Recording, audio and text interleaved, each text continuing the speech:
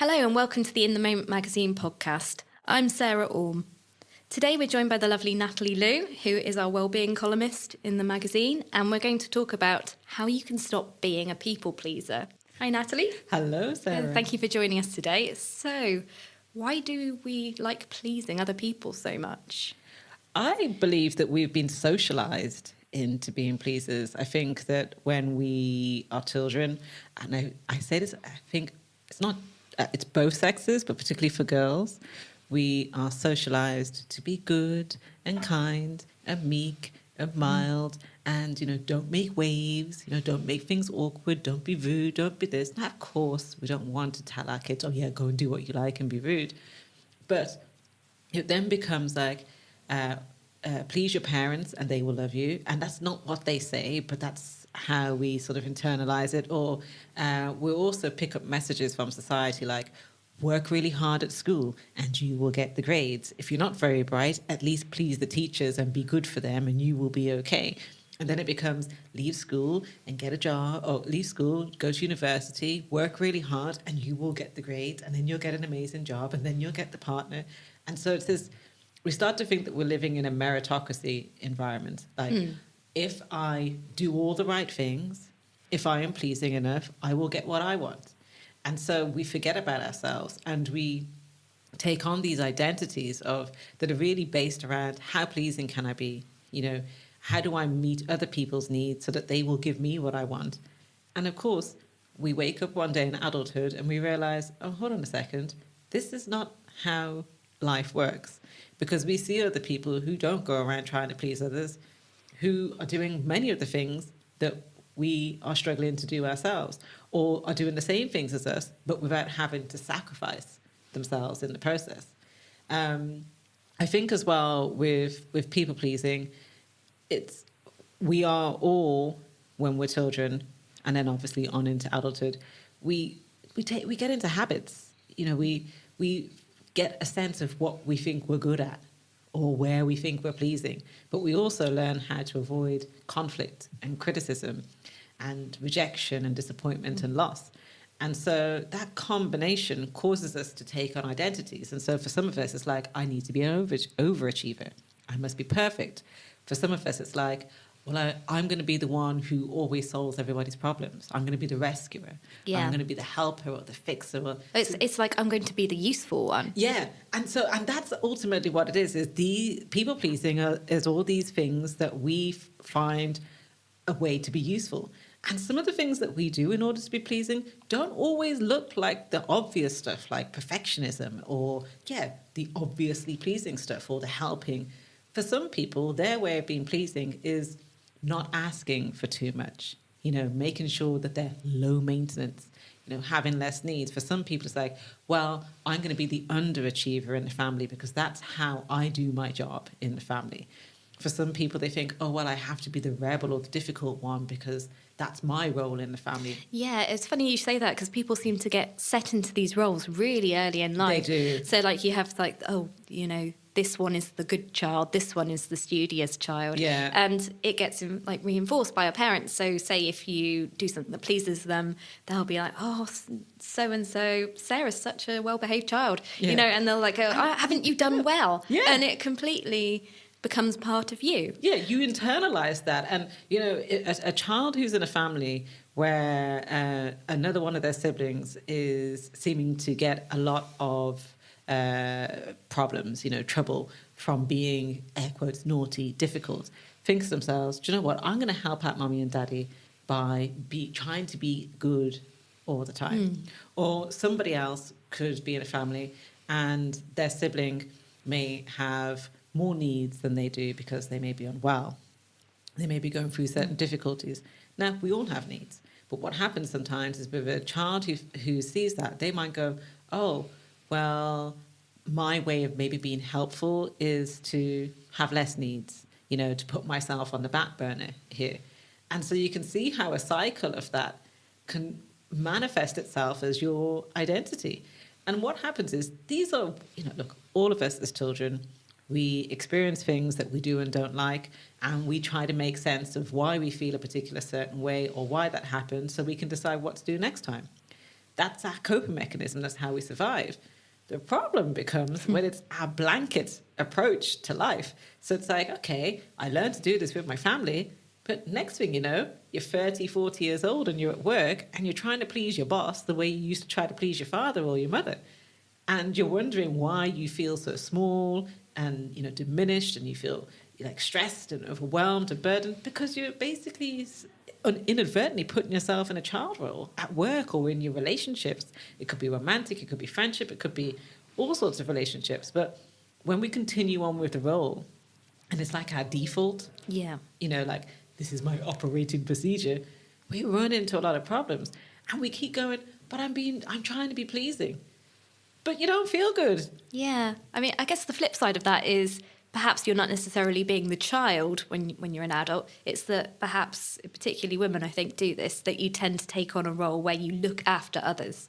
Yeah. You go, I'm going to mother you, basically. Yeah. And that can also make it quite hard to say no to people. Well, it can, because a lot of us have been trained to be, we've either trained ourselves or been trained by others to be over-responsible.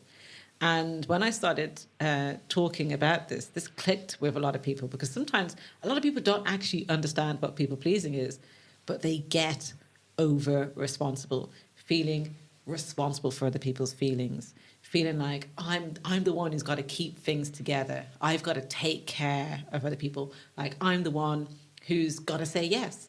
And if I say no, well, who else is going to do it? That's why there's people all over the world right now who clean out the fridge in the office or the microwave, and they're sitting there burning a hole in their stomach with the stress of it because nobody else does it. They're always the one who tidies up the communal kitchen at work or whichever else, and they'll sit there, they'll be absolutely fuming, but they won't actually turn around and say somebody else go and do it, because people have realised after a while, this person will go and do it.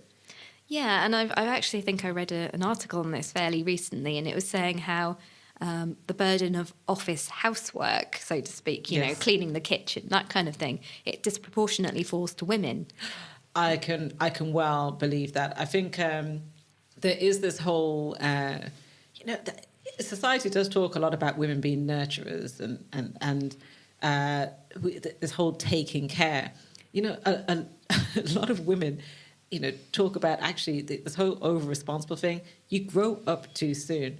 So you're so busy taking care of mummy and daddy's feelings, even if they don't notice you're taking care of them. Like, I know, I won't have any needs, and that way I won't stress mummy out, or I'll take care of my siblings. So some of us are old before our time. Like I felt emotionally, I felt as if I was ready for Shady Pines by the time I was like 18 years old, because it was like, I felt like I had been taking on responsibilities like for as long as I could remember. Now looking back, my parents didn't necessarily say you are responsible for this and this, although there were certain things actually that they did. I think with the benefit of hindsight, they would not say those things or treat me in that way. But there were also things that I just assumed responsibility about. And I think that actually women, we do tend to assume far too much responsibility. If you think about motherhood, it's almost like baby comes out, whichever way it comes out, and then it's like we get a whole load of guilt inserted in there, and we expect ourselves to be the Energizer Bunny. And so in the midst of everything, we forget to take care of ourselves at some point. And it's like at some point, we suddenly realize, oh my gosh, if I'm going to do this, I'm going to have to take care of myself. And then what happens is we go back to work. And for instance, we might decide we'll go back 2 or 3 days a week, but we feel guilty about being mothers, and we feel guilty about working 2 or 3 days a week. So we actually work the equivalent of 4 or 5 days a week, but only get paid for 2 or 3. Do you see how we just take care of people too much? Yeah, definitely. Maybe we could talk now a little bit about the practical things that you can actually do to reduce your obligations.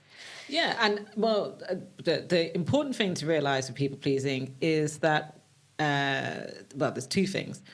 One, there's a big difference between consent and compliance. Like compliance is like when you go along with things. Consent is, you tend to be enthusiastic about it. Like it's a decision. It's something you decided to do. An easy way to differentiate it is you always know you're people pleasing, or that you're doing what might be good things, but for the wrong reasons, because you, one, feel resentful, and two, have the sense of, I'm obliged to do this. Even if you don't consciously realize it, you're behaving as if I have to do this or else. And so in terms of moving away from the habit of people pleasing, the first thing I always recommend is get to know your own pleaser behavior, because you can't change what you don't know. You know, if you don't know what the color red is, and then it's finally shown to you, explained to you, all of a sudden you see red all over the place. If you don't know that what you're doing is people pleasing, or even why you're doing it, well, how could you possibly go about changing it?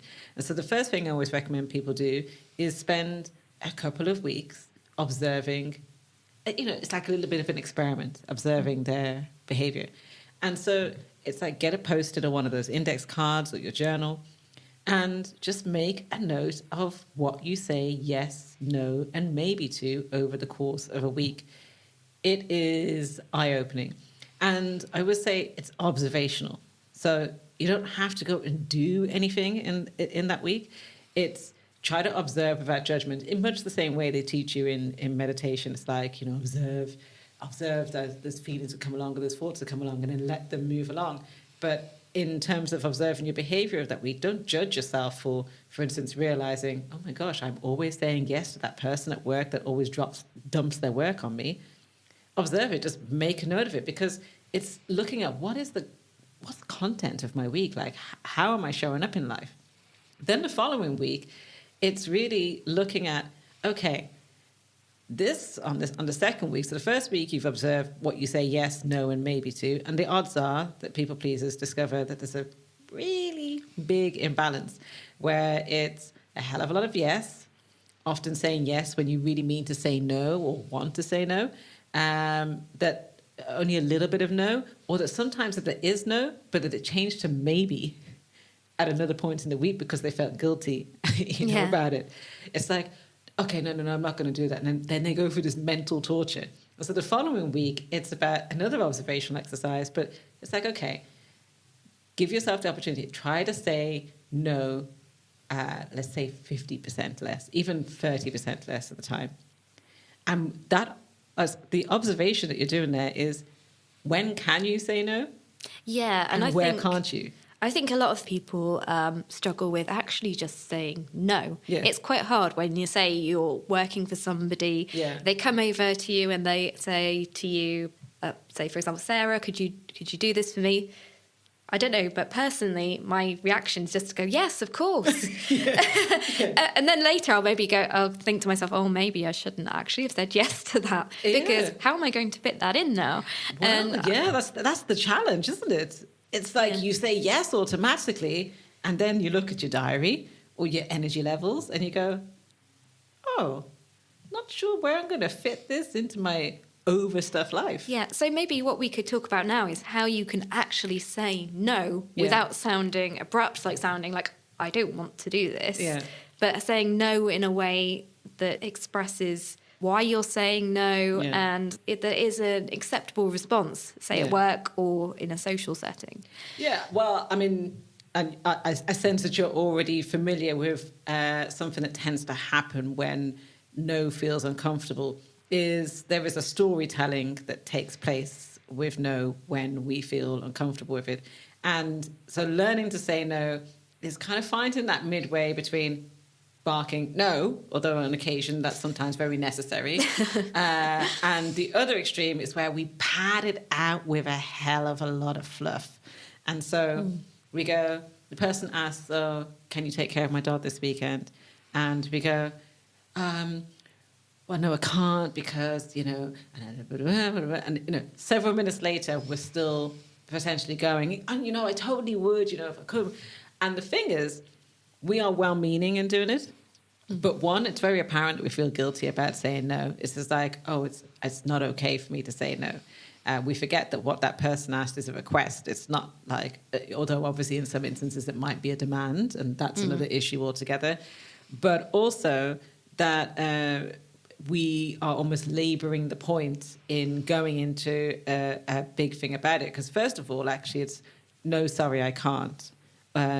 Or I would love to, but actually, that's obviously in those instances where we absolutely would love to, but actually I can't because I've already got this, and this to do.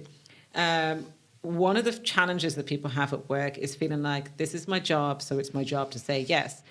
But actually, we have to, as with anything, manage our boundaries. And when we get into work, that's understanding, well, hold on, we only have so much bandwidth. I mean, this is why people have nervous breakdowns at work or suddenly find themselves, coming down with illness after illness, is because they take on too much.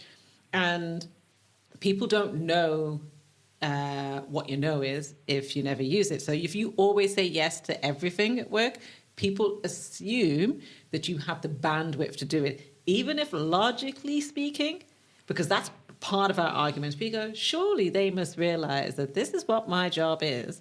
And so I only have this amount of time, or I'm only being paid this amount of money. But they must, for whatever reason, think that I can do it or I'm supposed to do it. But actually, a lot of people just chance their arm because they are only thinking about their sense of what they have to do or what they want others to do, not necessarily what you're working at. There are some people you work with who will actually, and I've actually heard a few stories of this, who will actually recognize your bandwidth and go, no, actually, you should be saying no to that. But generally speaking, I wouldn't count on it. And so we have to become more aware of what our working week is like, what our sense of bandwidth is like. And one handy line that gets us out of a lot of trouble is, let me get back to you. Ah, that's good, because then that stops you immediately going, yes, of course I can do that. It at least gives you then time to think about how you can manage, whether you can actually realistically fit something in. Yeah, exactly, because two things are going to happen if you say yes automatically. Well, one of two things is going to happen. Is you're going to say yes and then go, oh my gosh, I totally should have said no to that. And then you now have to compromise something else that you actually might need to do that might be more of a priority because you're like, oh my gosh, I can't let this person down. Because a lot of people pleasers are like, oh my God, well, I said it, so I have to do it. Now that I've said yes, I can't say no. Or we go the other way, which is a lot of people pleasers say yes, and then they spend a lot of their time trying to plot their way into saying no. And so they go through this whole thing of saying yes to people, and then they end up sometimes engaging in passive-aggressive behavior, trying to hint to the person that they can't make the event or that they can't do the work. So they might be huffing and puffing around the office, hinting, oh, look at me, I'm overloaded, please take back the work or pass it on to somebody else. Let me get back to you puts a pause in there because it gives you time to think about, okay, what have I got on? And sometimes we have to put things in plain speak to people and say, thanks ever so much for, asking me to do this. And actually, I appreciate that you sort of value me or whatever it is you want to say, to do this particular thing. However, based on my current commitments, there's no way that I'm going to be able to do this in the time frame that you've asked. In order to do this, particularly with bosses, I need to drop that, or the deadline needs to expand on that. And so you are looking at you've got new options there. But with stuff that actually isn't really in your remit, or it's not really going to fit in, we really have to recognize that we do have the option of saying no there, because otherwise we're actually doing a disservice to our job. And as an example of this is something I spoke about on one of my podcast episodes last year. There was a guy who was in his job, people pleaser. So one of his co-workers would come over day in, day out. They were either bombarding him with emails or she was coming over, talking. So what happens? Because he can't seem to find it within him to say no to her about it, he's falling behind at work. And on top of that, sometimes I think he was helping her out with her stuff. He's a contractor. If he doesn't actually do what he's supposed to do, he's out of a job. And so he had this massive anxiety about saying no to her about this. But when he understood, oh, hold on a second, I'm spending my afternoon fielding emails from her, having these chats, I'm not actually doing the job that I'm being paid to do, and I might be out of a job in a few months' time, he suddenly found his way around dealing with her, because he was then able to say to her, sorry, I'd love to catch up, but this really isn't a good time. How about I speak to you at this time? Or how about I come back to you at this time? She used to try to commandeer his lunches, his lunchtimes. Sorry, I've got plans this week. How about, and he suggests a date that's like a week or so away. And all of a sudden he's managed that boundary around that. Or let me get back to you. So, and any time when she said, well, I need an answer now. Well, if you need an answer now, no, I can't say yes at this time. Because that's a great way of, for want of a better term, getting out of things. Is if you say to somebody, I'll have to get back to you about that, and they basically go, no, I need an answer from you now. Okay, well, my answer is no. Because if you don't have time, if they're not going to give you time to think about it, then the answer has to be no. Yeah, I mean, that's quite interesting. And of course, we don't just people please at work. We also do it in our social lives as well. Oh, yeah. And particularly with family, because it's very hard to say no to family. That's where it all starts. I mean, our relationship with no really begins with our family. And family, as well-meaning as they might be, and obviously in some families it's not always well-meaning, sometimes the wrong messages get conveyed about saying no. Some people don't realize that their mode of communication is guilt. And a line that I've taught a lot of people to say, because what happens is you hate feeling resentful towards family members when they ask you what seems to be well-meaning stuff, and there's this kind of implied like, well, you're my daughter, or you're my son, or, you know, I'm your this, or I'm your that. So you should do it for me, is the implication. And when you get that sensation in your stomach, or you got the inner panic, and you're now trying to figure out how you can fit everything in.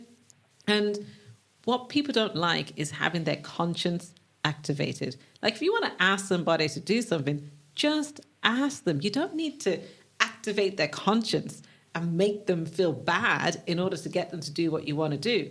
And so one of the things, this particular line that gosh, there's so many people now that I've like literally written it out for them, said have a go with that. It's explaining to, whether it's a parent or a sibling or whoever it is, you know, when you say such and such, you know, you ask me to do such and such, I end up feeling resentful towards you because I don't feel that you need to activate my conscience in order to get me to do something. I feel as if you're guilting me into doing it. I'm saying this to you because I value our relationship. And if you want me to do something, just ask. If I can do it, I'll do it. If I can't do it, I'll let you know. But you don't need to guilt me into doing it. Now, sometimes when people realize that that's what they're doing, they go, oh gosh, I'm really, really sorry. And sometimes they will get the, how dare you? You do. But the thing that we have to recognize is that people can't know what they don't know. So you've got two options. You can say nothing and you can stew away, feel resentful, your relationship is damaged, you feel nervous each time you see that family member phoning you up or texting you, think, oh gosh, what they're asking me to do now. And it's almost this dread. But there's this litmus test, and it works for family and for everybody. Do things because you want to, not because it's what you think is expected of you. If you can't turn what they're asking you into a want, then it's a no. Or say to them, you know, you can sometimes negotiate a little bit, but you know, the thing is, don't do things out of guilt or obligation with family because you are guaranteed to feel resentful. That doesn't mean that you might not necessarily feel like, oh, well, you know, this is what our family does. But that's like a rule, not a desire. And so it's like, oh, I should do this because I'm the daughter and she's my mom.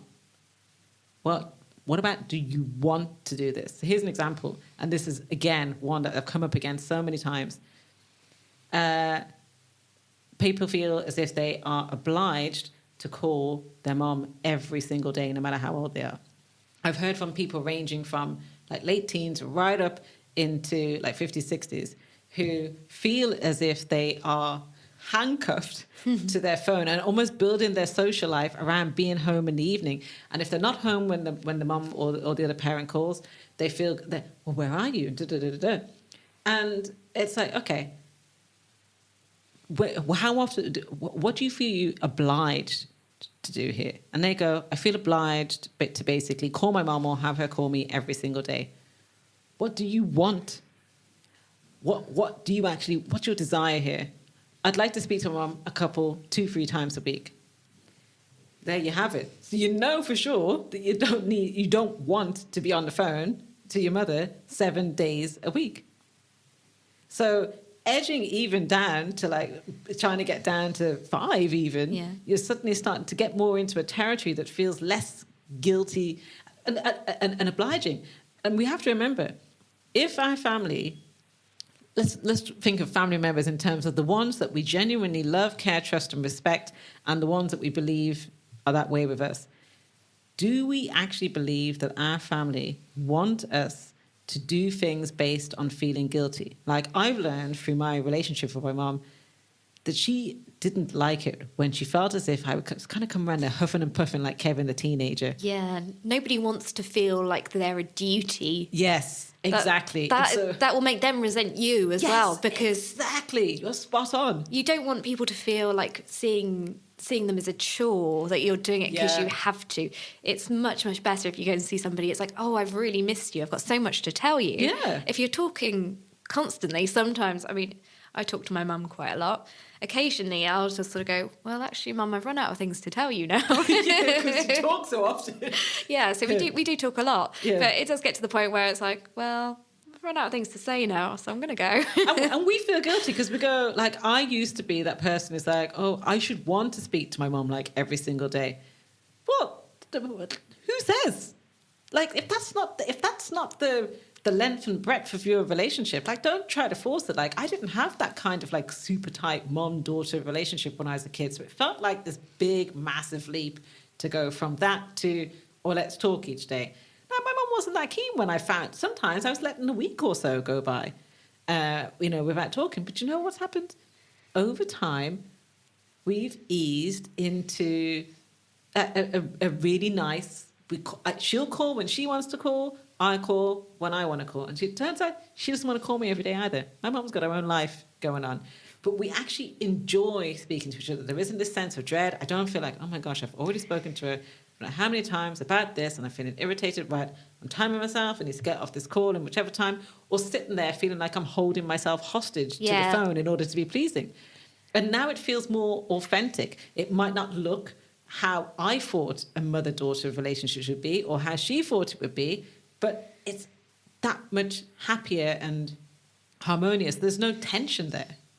Yeah, I guess the flip side is what you could, just thinking about people pleasing, going back to that, what you can do when you realise that somebody else is a people pleaser.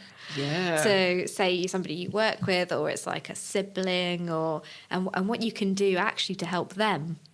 Well, I think that one of the things that I think would make a massive difference in the world that we live in is boundaries. I mean, people pleasing is about boundaries. Ask the average people pleaser, and they will believe that they have the most wonderful boundaries in the world. But the thing is, you can't have great boundaries if you don't take care of your own. And so when we see a loved one doing things, really from our side of the street, depending on how close that relationship, when you're very, very close to people, you can actually point out. Like my husband will, on occasion, because obviously I'm a recovering people pleaser. That's what I always say. The pleaser lives within, and it wants to. It's trying to burst out. Tries to burst out, and it does. There's certain situations it will really try to rear itself.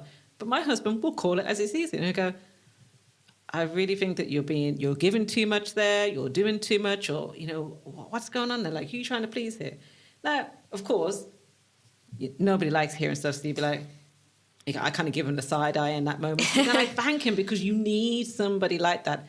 Now, because we're married, that helps. And same thing in friendships and stuff like that. You can have that honest thing and point it out to somebody compassionately, with respect. And they appreciate it because sometimes we don't see our own behavior for what it is. It's like, you don't need to do that.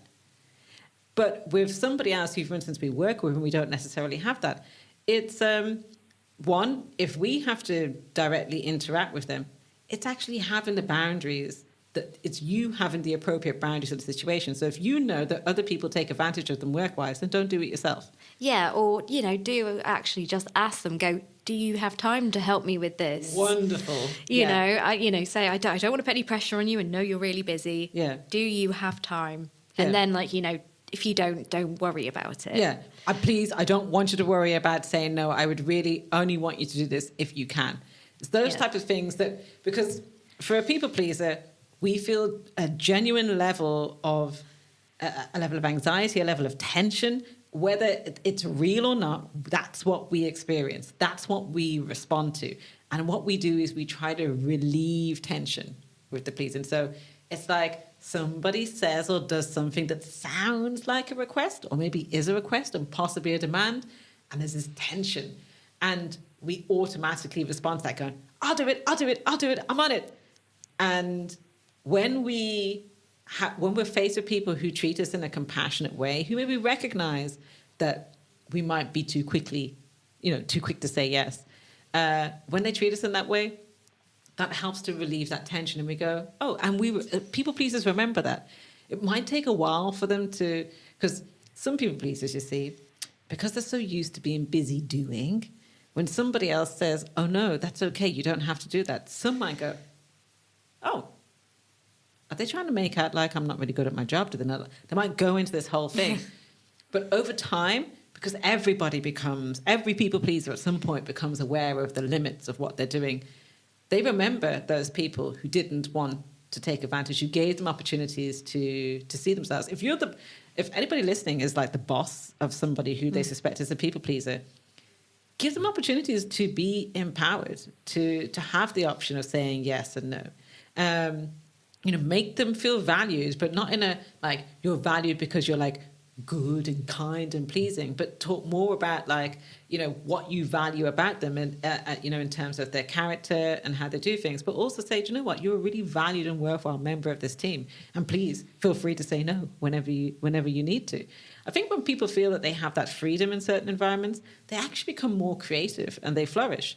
Because I do believe, and this is something I love talking about, that when we people please, that really gets in the way of us, of our creativity. Because we end up being blocked because we're trying to cater to everybody else's feelings and, thoughts about things. And that's, of course, going to get in the way of how we express ourselves at work. Yeah, of course. And you do have to learn to start putting yourself first as well. We do. And, and this is the thing. Most people are really uncomfortable with that. I mean, only narcissists are totally okay with that. Everybody else, particularly in the people-pleasing front, thinks, oh my gosh, that's selfish to put myself first. We've picked up messages. When we look at why we feel bad, it'd be like, well, people in our family always say yes. People in our family, we always do this. Or that's a bit selfish of you to not want to do that. We remember incidences from our childhood where we picked up this message, oh my God, if I don't say yes to people, then I'm selfish or mean. But no, you're not at all, because when we take care of ourselves, and it is that age-old saying, what is it? You can't pour from an empty cup. But when we take care of ourselves, we have more intimate, authentic experiences, but also relationships with others. When we are people-pleasing, we don't take care of our needs, expectations, desires. We don't feel our feelings, and we don't necessarily really recognize what's going around in our minds. So when we're able to take care of us, we can have the right boundaries. And ultimately, I think it comes down to bandwidth. Like, we all only have a certain level of bandwidth. We can try to be all things to all people, and we will soon discover that we do not have the bandwidth for it. So, Sarah, you could say yes to everything that anybody asked you to do this week. Yes, I could do that. Yeah. And so you could do that this week. I guarantee you're going to discover the length and breadth of your bandwidth. You're going to be short on time. Your energy is going to be affected. Things that you want to do purely for your own pleasure or that actually matter to you, some of those things are going to drop down in the pecking order. And so you're not going to feel too great. Your bandwidth is going to be compromised. You're not going to feel great physically, mentally, emotionally if you spend the whole week saying yes, no matter what your intentions might have been. So when you start to respect your own bandwidth, and the prime example of this is when we say yes to everything and anybody, we are not respecting our time. We don't have any value of our time. We don't have any value of our efforts. We matter, so we have value. That doesn't mean that we're saying that we matter more than everybody else. We matter as much as everybody else. And so when you say yes to everything, you're not valuing your time. You're not respecting yourself either. Exactly. No, of course. And so when you recognize, okay, well, I only have so much bandwidth. And this is, I've heard a few people mention it recently. Is it the spoons theory? Spoons? Yeah. So I can't remember the name of the woman that came up with it. It's Catherine. I can't pronounce her second name. I think it's Catherine. But she uses the spoons theory to explain what it is like to have a disability or a chronic illness versus somebody who doesn't have that. And what she did is, I think she was being pressured by a friend to say yes to doing something that she couldn't do. Even if she wanted to, she couldn't, because she did not have the bandwidth. She didn't have the energy, physically. And so she said, okay, here's what it's like. For you, who doesn't have what I've got, you've got this amount of spoons. And she had like a ton of spoons. For me, with what I've got, I only have this amount of spoons. So if I do what you want me to do, that's going to use up X amount of spoons, and I'm not going to have anything left to do today. In this understanding, we're all individual. So somebody else, and a lot of people go, well, this person I know, they work really, really long hours, and they volunteer, and they go traveling, and they go here, there, and everywhere. First of all, you're only looking at things from the outside. You don't know what's going on within them. But the point is if you do all of those things, and you are in a heap by the end of the week, your bandwidth is telling you need to taper that. And you've got no spoons left. You've got no spoons left. And so it's understanding, well, how many spoons do I have? And the thing is, we can borrow, if we want to, from the following day. We can try to push ourselves to the max, but aren't we just compromising ourselves for the following day? So we have to understand our bandwidth. I know I used to, when I was, late teens, early 20s, I could go out 5-6 nights a week. If I go out even one night, I am knackered the following day. So I have to understand my bandwidth. If I go out 2 nights, I'm really pushing it. Alcohol involved, I'm going to be sore the following day. So I've learned to respect my bandwidth. If I know that I have got, today I'm in London, I've got a couple of appointments. So I know that tomorrow I need to kind of have a lighter day if I'm speaking at a conference at the weekend. And so I know, well, hold on a second, I have got the busy couple of days, but I need to make sure where I can that I get into bed early. That's respecting my bandwidth. And so then I think about when somebody else now comes and asks me to do something, like somebody asked me if I could do an appointment tomorrow, and I said, oh, sorry, no, I can't. And she was like, okay. And all of a sudden, from saying I can't get you into an appointment later, it's okay, I'll come back to you and I'll let you know. But nobody knows what your bandwidth is if you don't demonstrate it through the way that you conduct yourself. And so that's the problem with people pleasing, is if you're always saying or showing yes, even when internally you feel something else altogether, even if it's compromising your life in certain ways, nobody knows about it. And people pleasing is, I always say, it's like creating a debt, all this stuff that you're doing, and then expecting other people to pay it off. With some form of reward. It might be attention, validation, approval, love, whatever it is. Or it's like, well, look at all the things that I do. Don't criticize me. Or remember all those things I did? We shouldn't be arguing about this. You should give me a free pass, on this. Yeah. Don't disappoint me. Don't reject me. And of course, what happens to people pleasers is because of the nature of life, we experience conflict and criticism and rejection and disappointment and loss, in spite of how pleasing we are. Yes. And so it's like we're trying to use people pleasing to get rid of something that we can't get rid of. Yeah. So we might as well stop doing it. Yeah. Well, I think that's probably a really good place to finish it. Thank you so much, Natalie. Thank you for having me. For all your helpful advice. So perhaps you could just tell us quickly where people can follow you on social media. I'm on Instagram at Natlue, that's Natlue. And I'm also on Twitter. That says Natalie M. Lue. So there's an M in the middle there. I know, annoying when the change the handles and stuff. And I'm also at Baggage Reclaim on Twitter as well. So that's baggage and then reclaim. Okay, that's lovely. And thank you so much. Thank you and again. I hope everybody listening enjoyed it. And we'll be back again with the podcast very soon. Bye.